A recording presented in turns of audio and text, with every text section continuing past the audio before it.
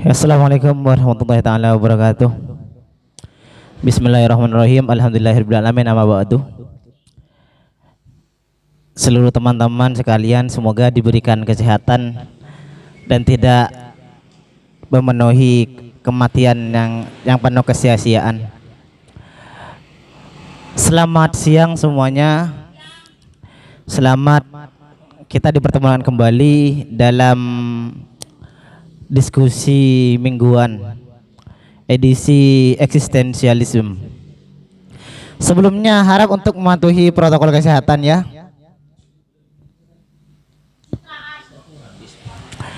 Biasakan nanti juga sebelum berpendapat minum dulu hand sanitizer karena khawatir nafas yang kita keluarkan itu mengandung corona. Kalau minum hand sanitizer soalnya tidak.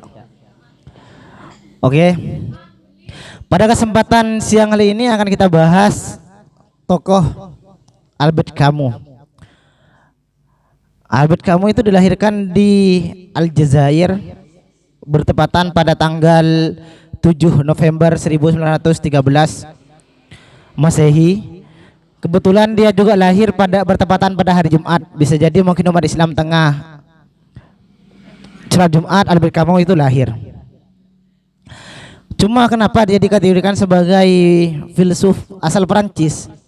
Karena ketertarikan dia ke dunia filsafat membuat dia itu harus hijrah dari Aljazair menuju Perancis.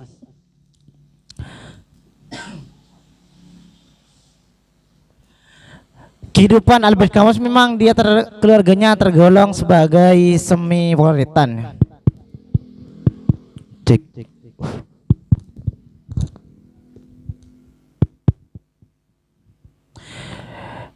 Dan dia bahkan sempat diterima di salah satu kampus Algiers namanya.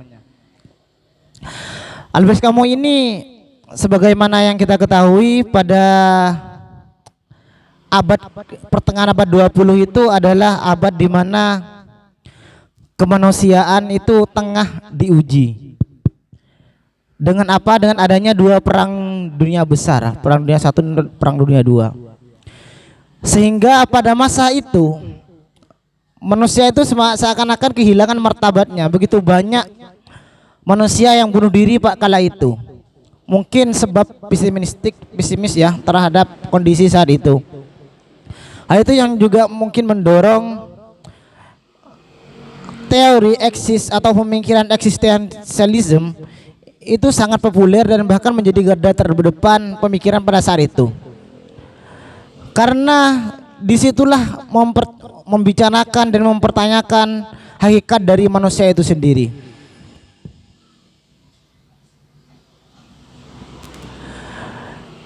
Seperti yang kita membahas dari kemarin, mungkin semuanya relevan ya, bahwasanya abad ke-20 itu memang abad mempertanyakan, seandainya dalam dunia filsafat eksistensialisme, mempertanyakan hakikat dari manusia itu sendiri.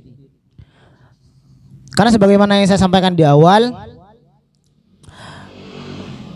dari kefrustasian pada masa itu terjadi kekerasan terhadap manusia karena efek dari perang dunia, maka begitu banyak orang yang bunuh diri, kematian pada saat itu.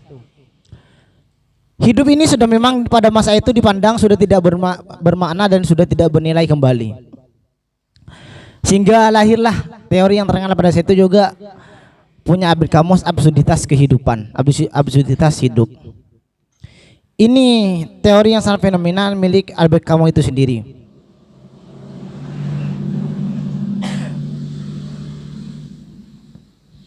Pertanyaan berkenaan dengan manusia itu apakah masih memiliki martabat atau masih memiliki makna lain sebagainya, itu juga mendorong Albert Camus hingga dia bertanya dalam salah satu karyanya itu The Myth of Sisyphus ya. Dia bertanya, hanya ada satu masalah filosofis yang sangat serius dan itu adalah bunuh diri. Ini teka-teki yang perlu dipecahkan kalau bagi Albert Camus, karena masa itu memang rentan sebagai sering saya karena ini juga yang penyebab akibat dari lahirnya teori eksistensialisme. Perlu dipecahkan ulang Sedangkan saat kita tilik makna dari absurd itu tidak logis, bisa dimaknai tidak logis. Konyol juga bisa. Sehingga absurd itu dapat diartikan kondisi di mana manusia tidak mampu menetapkan tujuan dan di mana dia akan hidup. Bahkan secara khusus diartikan kondisi manusia tidak mengerti apa itu kehidupan dan untuk manusia. Jadi ibarat kata pertanyaannya, mengapa dia harus hidup dan apa itu hidup? Lebih spesifiknya kembali, apa itu manusia? Pertanyaan itu yang harusnya ada di benak manusia saat kita membahas persoalan eksistensialisme. Dari hal itu mendorong Albert Camus di antara tulisannya, novel pertama itu yang berjudul The Trainer ya. Kurang lebih demikian. Pronunciation-nya mungkin salah. Iya. Betul sekali? Enggak. Nah, pada tokoh utama ini yang berperan adalah Mirsaul. Sedikit saya ceritakan, tapi jangan disimpulkan biar gak cepat selesai ya. Sedikit cerita saja. Mirsaul ini seorang tokoh yang dianggap sebagai anggota masyarakat yang lain dari masyarakat lainnya. Pernah suatu ketika ibunya meninggal. Dia tidak bersedih, tidak menangis, bahkan terkesan tidak ada apa-apa, tidak terjadi apa-apa dalam keluarganya. Karena kenapa? Dia berkata, ada ataupun tidak ada ibu, saya tetap harus menjalani hidup ini. Saya tetap harus menjalani pekerjaan saya. Begitulah sedikit kutipan dari novel itu. Sudah saya sebut tadi ya. Iya, di bawah ini ya. Pada suatu kesempatan lain, dia pun sempat berlibur dengan teman-temannya ke pantai. Bahkan di pantai itu liburannya ini kacau gara-gara terjadi sedikit konflik antara teman-temannya dengan orang Arab. Setelah konflik itu mereda, Albert Camus malah mendatangi orang Arab itu. Dia tembak 2 kali tembakan hingga orang Arab itu meninggal. Dan dia sebenarnya menurut Mirsaul itu dia membunuh bukan karena benci, dendam atau lain sebagainya. Dia hanya ingin merasakan bagaimana rasanya itu membunuh. Di wajah dia tidak pernah merasa dia itu bersalah. Dia tidak pernah merasakan penyesalan. Mungkin kita mengatakan ibarat kata dia seorang psikopat. Bahasa trennya sekarang psikopat ya. Dia tidak merasa bersalah, bahkan saat dia dijebloskan di penjara. Biasanya orang saat dijebloskan, lumrahnya dijebloskan di penjara, dia itu beban pikirannya bertambah, sedih dan sebagainya. Tapi dia biasa saja kok. Di penjara tidak ada rasa penyesalan, bersalah dan sebagainya. Bahkan saat diadili oleh hakim, pertanyaan semua hakim dia dijawab dengan seadanya. Pertanyaan mulai dari kenapa membunuh, kenapa harus orang Arab yang tidak membunuh, sehingga pertanyaannya itu tidak seputar kasus itu, sudah mulai menyerang psikis atau pribadi dari Mirsaul ini. Kenapa demikian? Karena sebagaimana realita yang kita ketahui, saat melakukan penyelidikan terhadap suatu kasus, terhadap pelaku, polisi itu pasti mencari informan untuk mengetahui bagaimana orang ini sebenarnya. Dan ternyata saat bertanya-tanya ke tetangganya, memang Mirsaul ini memiliki kelainan ketimbang masyarakat lainnya. Bahkan polisi mempertanyakan pada saat itu, kenapa pada saat ibumu meninggal kau tidak bersedih, tidak menangis, atau bahkan kau terlihat bisa-bisa saja. Semua dijawab dengan lugas dan tanpa beban, hingga dia dijatuhi hukuman mati. Bahkan yang dia inginkan, saat nanti saya dihukum mati, saya ingin masyarakat itu menyaksikan sembari mencemooh saya, mencaci maki saya, silahkan. Ini sudah di luar apa ya, rasionalitas kita ya, di luar realitas sosial kita. Kalau bahasanya Nanang tadi mengatakan semacam psikopat ya. Iya, semacam itulah. Cuma menarik. Selain ini juga di antara novelnya itu, mohon maaf, Kenapa harus bawa-bawa karya sastra? Karena memang Albert Camus itu dikenal sebagai seorang sastrawan, bahkan lebih dikenal ke sana karena karyanya lebih banyak yang non fiksi. Tapi meskipun karya dari Albert Camus itu non fiksi, sebenarnya di dalamnya itu semuanya membahas tentang absurditas kehidupan. Dulu Albert Camus itu bahkan sebelum beralih ke dunia non fiksi atau dunia novel, dia sempat ada di salah satu majalah dan bahkan dia ada sering menulis esai tentang politik. Bahkan di sisi dia juga pernah ada di Partai Komunis. Karena dia memandang inilah untuk menuju perubahan. Tapi pada akhirnya dia dikeluarkan dari partai itu. Karena kenapa? Karena Albert Camus ini juga pernah bergabung dengan Ikatan Pelajar Anarki. Anarkis juga anaknya ya. Sehingga dikeluarkan dari Partai Komunis. Mungkin dia memberontak dan sebagainya. Kalau di flyer yang disebar oleh website oleh akun museum itu kan sampai kebebasan mau itu menjadi pemberontakan. Jadi memang dipandang demikian Albert Camus itu. Dia dikeluarkan, baru dia fokus ke dunia non fiksi. Karena karyanya dia itu pada tahun 1957 dia mendapat Nobel penghargaan. Karena karyanya itu.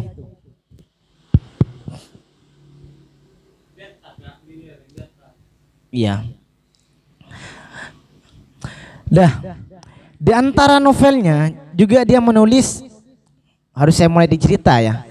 Karena kesimpulan dari absurditas itu juga diambil dari kisah atau dari cerita-cerita yang dikarang oleh Albert Camus. Di antara kisah yang dia tulis itu ada The Myth of Sisyphus. Sisyphus ini adalah tokoh utama di karya Albert Camus. Bahkan tokoh Sisyphus ini dia itu dapat hukuman dari dewa Zeus untuk mendorong batu sampai ke puncak gunung atau ke puncak bukit lah. Tapi batu itu meskipun didorong seperti apapun sampai ke puncak pun pasti akan menggelinding terus. Dan itu terus terjadi. Awalnya dia terus melakukan menggelinding, dia dorong lagi sampai ke puncak. Menggelinding, dia dorong lagi sampai ke puncak. Mungkin logika kita akan berkata, jika kita sudah dapat hukuman kayak itu, jawaban satu-satunya agar kita terbebas, kita bunuh diri atau mati. Tapi dari sinilah saya akan menyampaikan bahwasanya apa yang dilakukan oleh Sisyphus itu bukan hanya persoalan hukuman lawan lain sebagainya, tapi dia menganggap itu satu kesenangan. Kalau seandainya dia menganggap ini hukuman, jalan satu-satunya dia bunuh diri. Maka saat dia bunuh diri, dia akan terbebas di hukuman itu. Demikian sebenarnya sama juga, ada juga kisah yang bersama dengan Sisyphus ini. Kalau nggak salah tokohnya Proteus namanya. Yang dia juga dapat hukuman dari dewa Zeus karena mencuri api. Dia diikat di pohon kaukasia itu di salah satu hutan. Perutnya setiap hari itu dicabik oleh elang. Namun setelah dicabik kembali utuh lagi, dicabik lagi kembali utuh lagi. Kalau orang Islam mungkin mengatakan ini ibarat kata siksa kubur atau siksa neraka ya. Iya, lebih tepatnya. Sekali pukul hancur balik lagi. Pukul hancur balik lagi. Kayak cuma kalau di karyanya Albert Camus, Sisyphus itu tidak bunuh diri, dia bahkan tetap menjalankan rutinitas itu, pekerjaannya. Nah, dari beberapa kisah tadi, maka bisa diambil kesimpulan sebenarnya tahapan manusia itu, dia itu pertama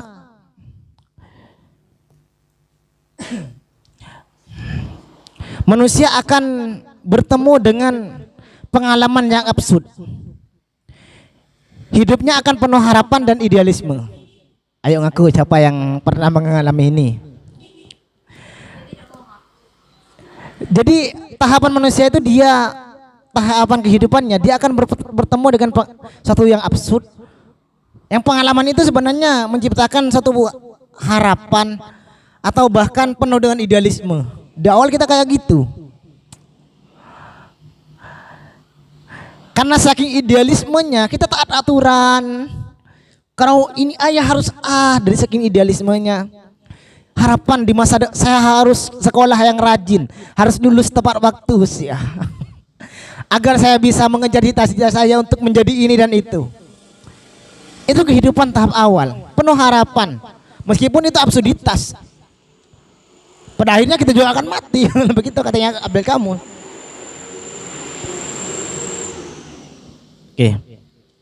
Nah, dari situ maka akan berlanjut kepada kesadaran tentang kehidupan. Saat dia mulai menyadari kehidupan, maka akan ada gairah.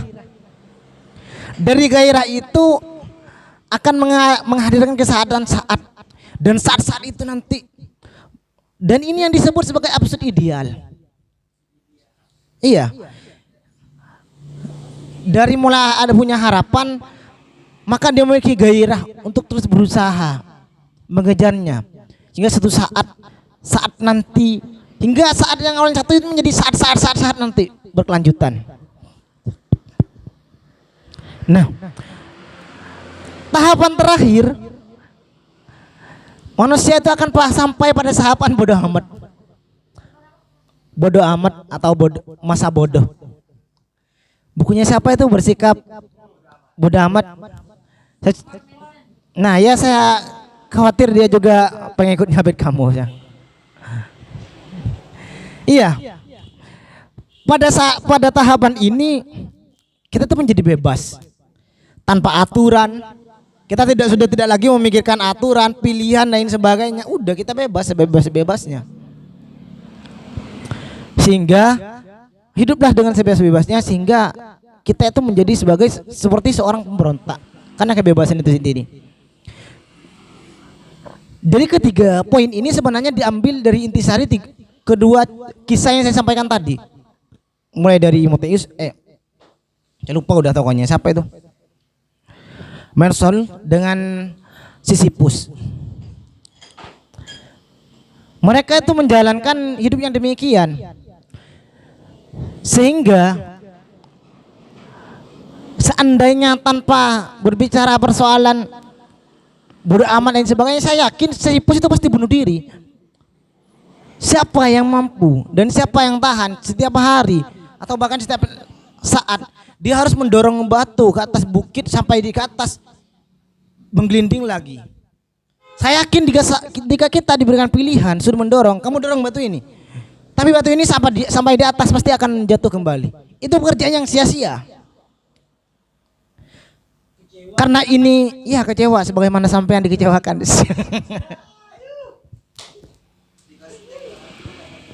Ya. Seandainya kita berbicara secara ideal, karena itu hukuman, mungkin jalan satu-satunya kita adalah bunuh diri. Maka hukuman itu akan terbebas dari kita. Oke, mungkin itu sedikit dari saya. Ulasan sebelum saya lanjut, masih ada sedikit bagaimana nanti kita berbicara persoalan absurditas ini secara komplitnya, atau bagaimana untuk keluar dari absurditas atau menghadapi absurditas kehidupan itu sendiri. Oke, silakan kepada teman-teman yang lain. Mungkin tulis dulu yang ada. Oh iya, saya sampai lupa ya. Yang absurd, yang ideal. Ini sudah apa masih ada? Masih ada. Lanjut aja dulu. Tulis. Yang absurd. Ngapain Benfir? Mau nanya bagaimana? Nanya ya, bentar sebelum lanjut. Nah, itu Sisyphus berhentinya karena kenapa? Terakhir. Berhentinya si Sisyphus itu karena kenapa? Sebenarnya sebagaimana karyanya Abed Kamu semuanya itu pasti episodenya menggantung. Oh, berarti belum mati Sisyphusnya? Iya. Dalam ceritanya? Dia tidak mati. Oh, tak kirain mati terakhir itu karena kecapean. Ya inilah uniknya karya sastra Abed Kamu, dia selalu memberi ending jadi ceritanya selalu menggantung sehingga membuat siapapun itu pasti penasaran. Persoalan hubungan saya gak ikut-ikut.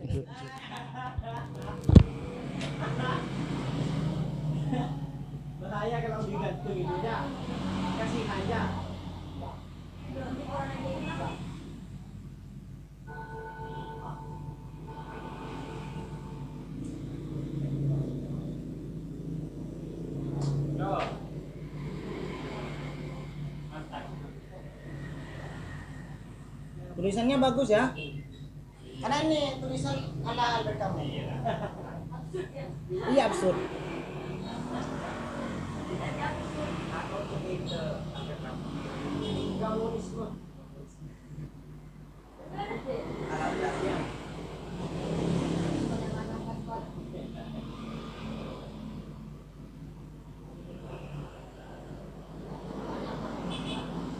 Saya agak biasa ngisi sambil nulis. Jadi sampai lupa tadi ya. Iya, biasanya dia minum kopi.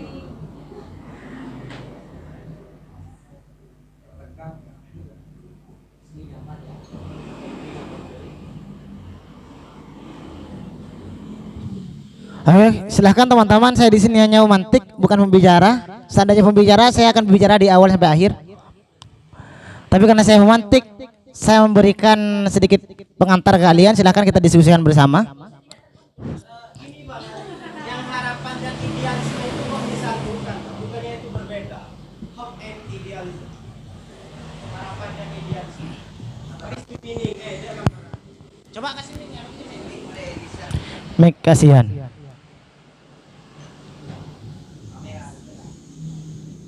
Oke, dari absurditas hidup Albert Camus ya, itu kok kan ada harapan dan idealisme. Itu kok disatukan.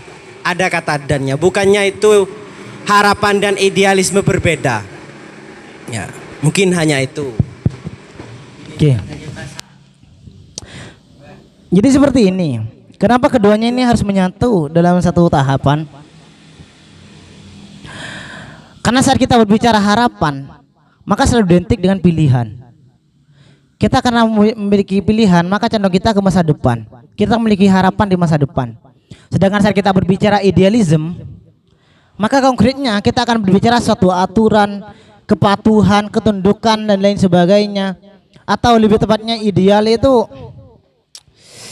idealism itu apa ya? Bahasa simpelnya itu ketundukan lah. Sesuai saat kita berbicara idealism, maka apa yang harus disampaikan, apa yang harus dilakukan, maka itu harus dilakukan. Sehingga sangkut pautnya juga dengan aturan lain sebagainya. Maka sehingga nanti di akhir yang dua ini dijawab di bodo amat. Masa bodo amat ini sudah terlepas dari pilihan dan aturan. Mungkin hanya itu di saya. Monggo yang lain mungkin ada yang ingin menambah atau tidak sependapat, tidak sinkron, bertentangan dengan teori yang lain gitu.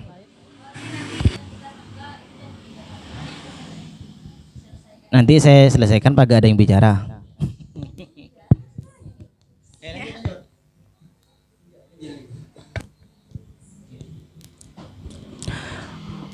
Tidak ada ya? Oke. Saat kita berbicara persoalan absurditas, irasional, kehidupan yang irasional, penuh kesengsaraan dan lain sebagainya, tidak seperti biasanya. Mungkin ini akan membuat kita mencari upaya untuk keluar dari itu sendiri. Atau jika memang kehidupan itu absurd, maka kita dibutuhkan cara agar kita mampu bertahan di tengah keabsurdan itu. Karena saat hidup itu absurd dan kita tidak mampu menjalaninya, maka jalan satu-satunya itu bunuh diri. Sehingga kenapa Sisyphus itu masih melanjutkan pekerjaan itu? Karena dia menganggap itu bukan hukuman, itu bukan penyiksaan, tapi apa yang dia lakukan itu menyenangkan. Jadi untuk keluar dari konteks bahwasanya hidup itu absurd dan sebagainya, kita menjalani hidup itu harus dengan cara menyenangkan. Seperti Immortal itu, dia tuh menjalani hidup dengan kesenangannya, karena sudah masa bodoh amat. Apapun yang saya lakukan itu adalah pilihan saya. Maksudnya apapun yang saya lakukan itu kesenangan saya. Sehingga banyak, kalau kata berkamu itu banyak manusia hidup tapi dia seperti orang yang asing. Karena kenapa? dia pun tidak tahu alasan mengapa dia hidup dan atau apa itu hidup.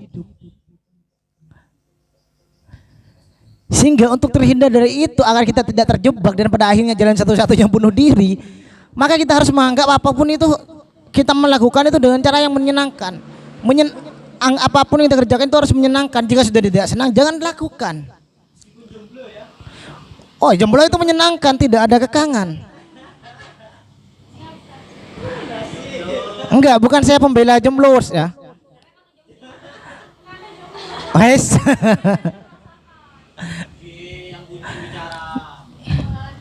Karena yang jomblo itu bisa jadi kayak Abed Kamus. Abed Kamus kan dia meneliti terlebih dahulu, menikahi, setelah itu cerai, cari kawin lagi. Bisa jadi yang jomblo itu seperti itu. Oke, mungkin teman-teman ada yang ingin berpendapat, pertentangan teori mungkin. Ayo di sini nih, ruang berpikir progresif ya, bukan ruang berpikir gongguan. Oke.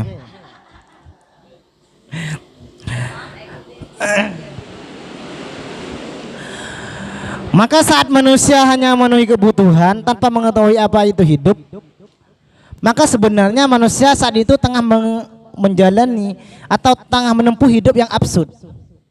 Yang kita ketahui kan biasanya kita itu selalu saja mengumpulkan kebutuhan kita, berusaha keras untuk mendapatkan kebutuhan kita, tapi kita tidak tahu apa itu hidup dan mengapa kita harus hidup. Ini pertanyaan mendasar yang harus kita tanyakan saat kita berbicara persoalan absurditas kehidupan.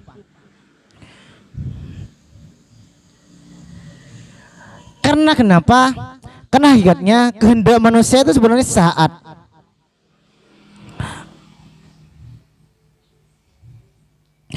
manusia yang hanya memiliki pilihan tapi tidak bermaksud untuk mengubah kehidupannya, tidak mengubah pola hidupnya, maka itu bagian dari absurditas kehidupan tadi.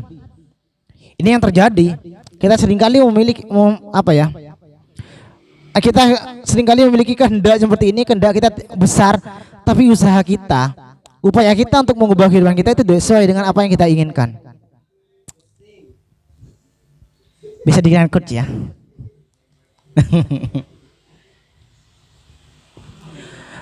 Maka ketidakbermaknaan itu hanya dengan satu cara tadi. Ini secara general, hanya dengan satu cara agar bagaimana kita menjalani hidup itu dengan menyenangkan. Tapi secara personal memang ada ya. Sampai lupa sama papan terus saya.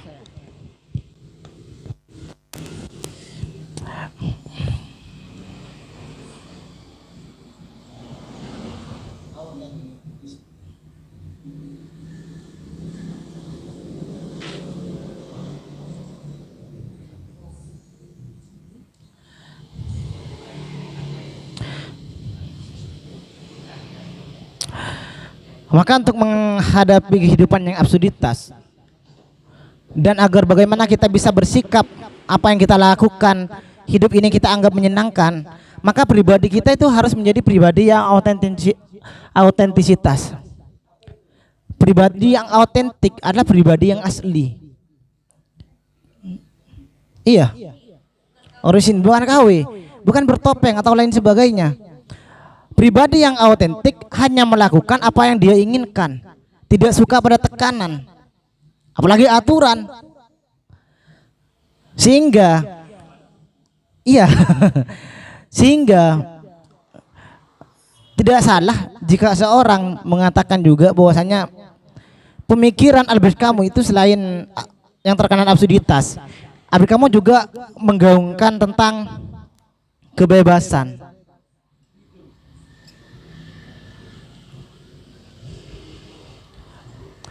Karena lewat kebebasan ini kita akan merasa bodoh amat. Kita akan merasa masa bodoh dengan segalanya.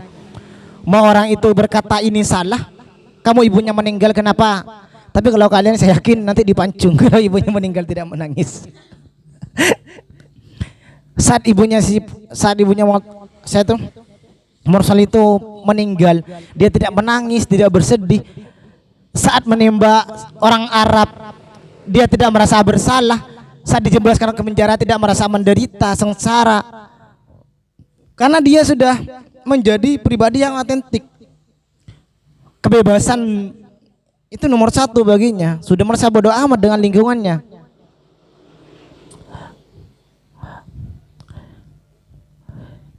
Mungkin hanya itu di saya. Silakan teman-teman sekalian. Saya harap dari saudara Firman ya. Saya lupa kalau ini pernah dibahas oleh Firman. Ya, jadi gini ya.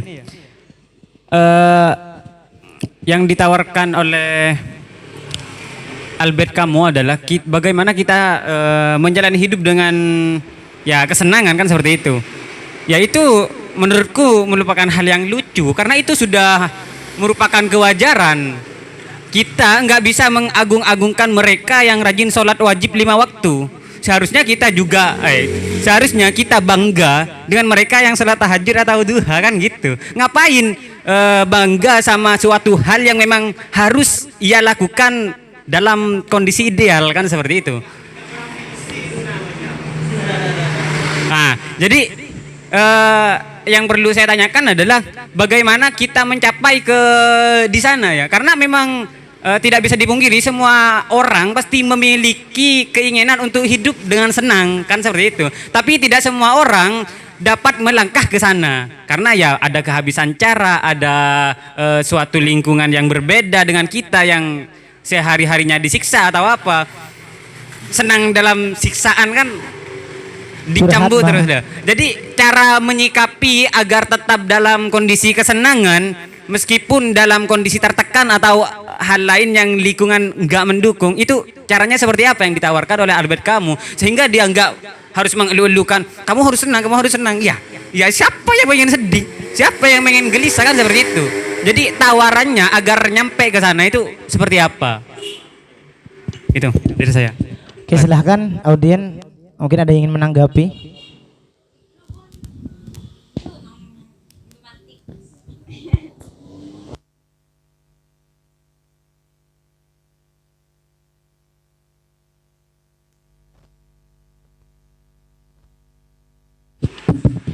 Cek. Oke. Baik Albert Camus. Bicara tentang eksistensialis ya, eksistensialis dengan tawaran tawaran pandangan dari Albert Camus adalah absurditas kehidupan. Minta tolong memantik kepalanya agak di ini biar saya bisa baca. Nah, ya terima kasih. Yang pertama yang ingin saya tanyakan adalah bagaimana Albert Camus itu memahami atau pandangan absurditas atau eksistensialisme Albert Camus ini memandang hakikat manusia. Karena ada beberapa yang sedikit saya lirik tadi walaupun tidak saya baca secara mendalam, saya cuma melirik saja bahwa adanya eksistensialis atau absurditas kehidupan dari Albert Camus ini bertentangan atau sebagai respon dari materialisme di satu sisi, dan juga jika dikaitkan dengan disinggung dengan religius yang dikatakan Firman, mengabaikan aspek religius itu gitu. Dan yang kedua, itu yang pertama ya, tentang bagaimana hakikat manusia, juga tanggapan yang kedua tentang harapan hidup. Satu sisi dalam beberapa novelnya yang salah satunya tentang yang orang asing, yang The Myth of Sisyphus, juga ada salah satu juga Sampar ya, kalau nggak Sampar ya. Dalam 3 novel itu dengan tokoh-tokoh yang berbeda, semuanya di satu sisi dia mengatakan bahwa kita harus menghadapi kehidupan itu, absurd apapun itu gitu ya. Di satu sisi dia merasa bahwa membenarkan orang bunuh diri gitu. Lalu seperti apa eksistensi atau menurut Albert Camus itu gitu. Eksistensi menurut Albert Camus itu seketika orang sampai di mana gitu. Dan yang ketiga, kalau misalkan pada akhirnya adalah bunuh diri, maka kita kembali kepada eksistensi sebelumnya. Ketika kita bunuh diri, kita seperti kita meraih jalan transenden. Tapi di satu sisi ia menolak aspek religius, aspek spiritual gitu, karena menganggap bahwa absurditas itu selesai ketika kita berpegang teguh kepada kepercayaan, kepada aspek spiritual. Jadi seakan-akan ini ada kontradiksi, ada paradoks di situ gitu. Dan juga mengenai harapan gitu ya. Seperti juga tadi salah satunya juga saya baca statusnya Kak Ang tadi ya, bahwa kita hidup di dunia tipu-tipu gitu ya. Sama seperti harapan kan menipu gitu. Kita seperti kita berpegang pada sesuatu yang absurd, pada sesuatu yang abstrak.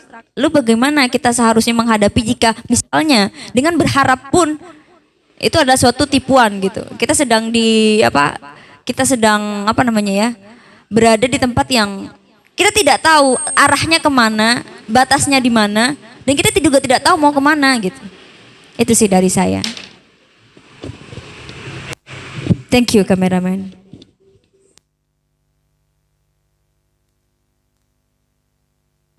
Atau ada yang mau jawab sebelum pertanyaan selanjutnya? Sebelum kita lanjutkan diskusi? Ada yang ingin merespon? Yang cangkolang itu enggak ya, kalau cangkolang enggak tahu saya. Oke. Tadi itu saudara Firman juga bertanya cara agar hidup itu bisa dihadapi dengan menyenangkan. Karena mungkin yang ada di kita itu hanya sebatas ilusi saja. Saya menjalani dengan menyenangkan, tapi kenyataan batin kita tersiksa. Cie. Udah. Kita selalu beralibi, oh saya melakukan ini semua dengan ini kesukaan hati saya. Tapi kenyataan batin kita itu sakit, batin kita itu terpaksa melakukan ini semua. Jadi bagaimana agar kita itu melakukan segala sesuatu itu hingga menyenangkan? Maka jadilah pribadi yang autentisitas.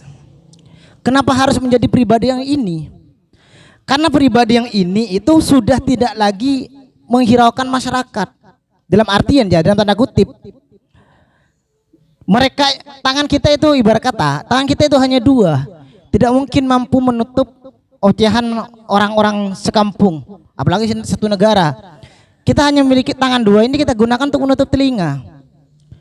Nah dari itu sebenarnya menciptakan suatu kebebasan kita, apa yang harus kita lakukan. Kita tidak akan menyenangkan apa yang kita lakukan selama kita masih terus bergantung pada orang lain, bergantung penilaian. Dalam artian, saya yakin tidak semuanya yang sholat itu karena menyenangkan. Ada yang takut neraka, ada yang tersiksa karena aturan. Itu kan tidak menyenangkan. Ada yang takut orang tua atau kayak popo. Itu kan sebenarnya hal yang tidak menyenangkan. Ah iya, ada yang caper. Apalagi kalau sholat di rohnya doi. Fatihahnya 7 menit. Jadi enggak, bukan pengalaman, pengamatan.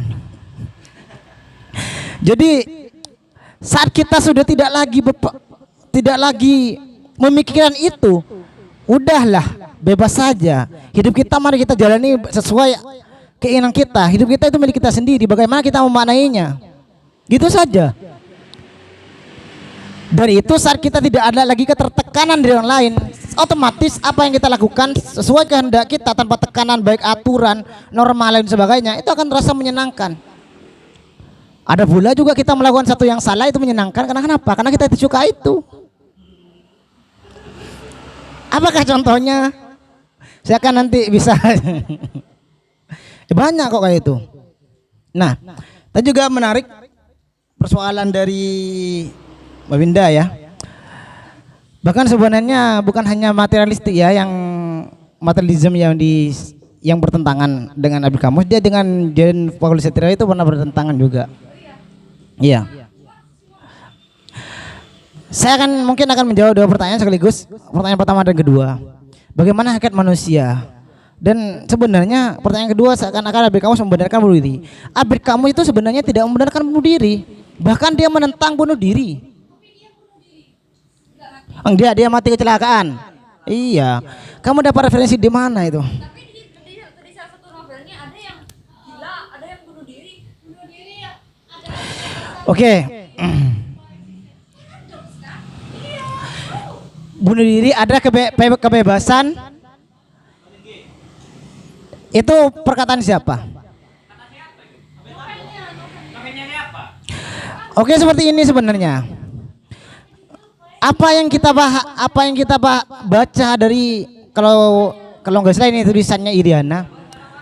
Apa yang kita baca dari novel Albert Camus tidak bisa kita maknai secara gamblang demikian. Termasuk dengan kalau Sisyphus, jika kita memaknai secara biasa, itu bentuk ketekunan kita dalam menjalani hukuman pada aturan karena dihukum oleh dewa Zeus hingga dia membuat dia itu melakukan itu semua. Itu bukan ketekunan. Dia bertahan karena dia melakukan itu, mendorong batu itu menyenangkan. Sudah sudah menghindar dari tafsir lumrah kita. Iya. Tapi gak usah ngegas. Minum dulu. Oke. Jadi Albert Camus itu sebenarnya tidak membenarkan bunuh diri. Dari awal kan sudah saya mulai tadi. Pertanyaan pertama dari Albert Camus itu hanya ada satu masalah filosofis yang sangat serius, dan itu adalah bunuh diri. Kenapa Albert Camus sampai lari ke teori eksistensialisme? Bunuh diri itu sebenarnya karena manusia kehilangan makna hidupnya, kehilangan nilai hidupnya. Apalagi kan masa itu masa perang dunia, terjadi kekerasan, Bentar, saya tekanan tanya. mental. Oke. Ketika orang bunuh diri karena ia kehilangan makna hidupnya. Memang orang yang hidup dengan absurditas dia punya makna hidup. Kan dia juga kehilangan makna hidup, makanya hidupnya absurd gitu. Oke. Maka saya juga akan timbul pertanyaan, apakah orang yang menjalani absurditas hidupnya, apakah semuanya bunuh diri? Tidak. Iya kan? Makanya kan sebenarnya ada kasus, dia tidak bisa menggunakan perbandingan. Kasus itu yang mendorong sehingga lahirnya teori eksistensialisme. Saat manusia itu kehilangan eksistensi dirinya, kehilangan makna hidupnya, kehilangan dari hakikat manusia itu sendiri. Saat manusia paham akan hakikat hidupnya, akan hakikat manusia itu sendiri, maka dia tidak akan bunuh diri. Mereka itu yang bunuh diri karena ada pesimistis pada dirinya. Nah, pertanyaan selanjutnya, bagaimana kita menghadapi harapan yang absurd? Oke. Ingat ya, kalau di sini kita akan bertumpu pada ini. Karena di sini kita memang dipertemukan dan kehidupan yang absurd. Dari kehidupan yang absurd itu hingga menciptakan kita, membuat kita memiliki harapan dan idealisme. Hidup kita penuh harapan dan idealisme. Tapi bagaimana saat kita memiliki harapan, tapi sebenarnya harapan itu absurd, belum tentu kita capai, belum tentu tercapai atau lain sebagainya. Maka masa bodoh amat itu sebenarnya masa yang sudah menempatkan diri seorang yang autentik terlepas dari pilihan dan aturan. Dia sudah tidak lagi berharap apa yang dia lakukan karena itu menyenangkan, karena dia berdasarkan kehendak dirinya.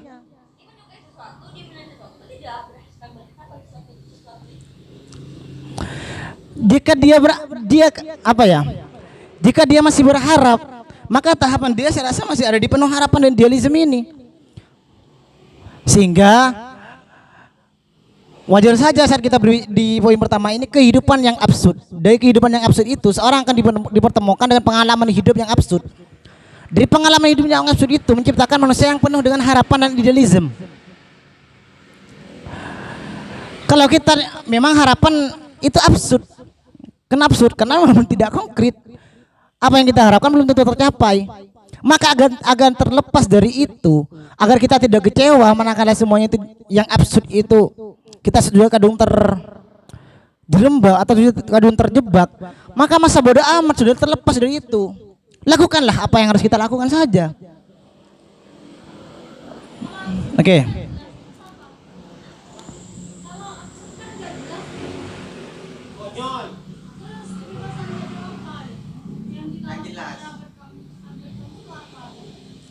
Kebebasan yang membuat dirinya lepas dari aturan dan pilihan. Kasih. Yentur dong. Tahu nggak Jetli itu apa? Tahu nggak Jetli itu bukan maskulin. Bukan yang berkaitan dengan Gak usah ngegas.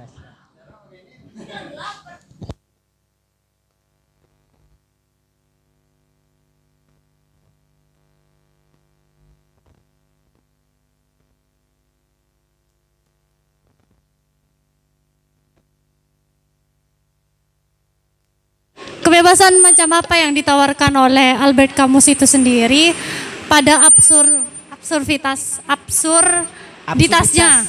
Sedangkan kalau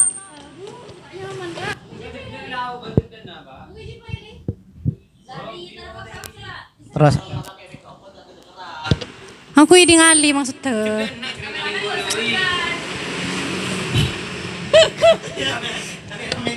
Tapi kalau menurut Mas sendiri kan mengatakan bahwasanya kita bebas melakukan apa yang kita mau terlepas dari apapun di luar kita gitu ya Mas? iya. Aturan yang ada di luar kita. Tapi kita tidak terbelenggu gitu dengan aturan yang ada di luar diri kita gitu kan ya? Merapong Iwan pilih. Oke, sudah. Belum. Tapi menurut siapa namanya? Sartre yang mengatakan bahwasanya cek. Yang mengatakan bahwasanya kebebasan itu sendiri bahwa kebebasan tidak ada manusia yang benar-benar bebas. Dan manusia itu terbelenggu sama being for other gitu. Neraka untuk orang lain gitu. Ya kan? Nah, itu bagaimana menanggapi hal itu?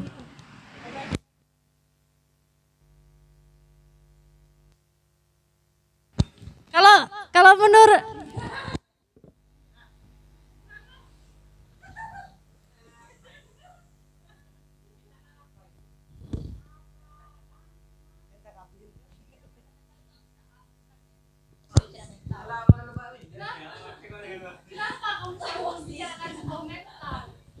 Abed kamu itu kalau ngopi duduknya gini loh. Kalau ngopi dia duduknya gini. Wes. Oke. Persoalan tadi ya, kebebasan yang dimaksud itu kebebasan yang terlepas dari pilihan dan juga aturan. Ya. Hello Baristi. Persoalan pertentangan antara kenapa itu bertentangan dengan satria? Oke lah, beda otak itu beda pemikiran, beda ladang, beda belalang, beda cinta, beda kasih sayang. Enggak maksudnya gini. Sudah saya sampaikan tadi saat menjawab pertanyaan dari Mbak Winda. Bahkan Albert Camus itu pernah bersitegang atau bertentangan dengan satria. Itu hanya politik, masalah politik itu. Iya, persoalan pemikiran juga. Nah, maka persoalan pemikiran, andai kata terjadi paradoks pemikiran dari Albert Camus saja,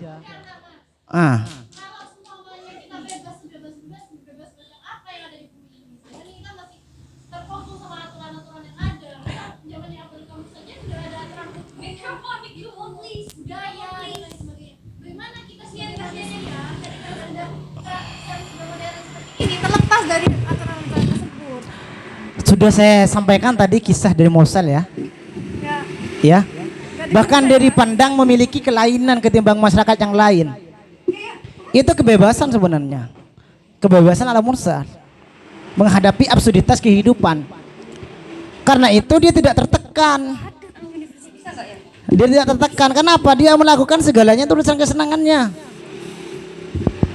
Itu sudah saya gambarkan di awal sebelum saya mulai ke teori absurditas. Saya sudah mulai dari kisah terlebih dahulu. Oke. Iya. Bukan kisah sih. Apa ya? Narasi yang ditulis oleh Albert Camus.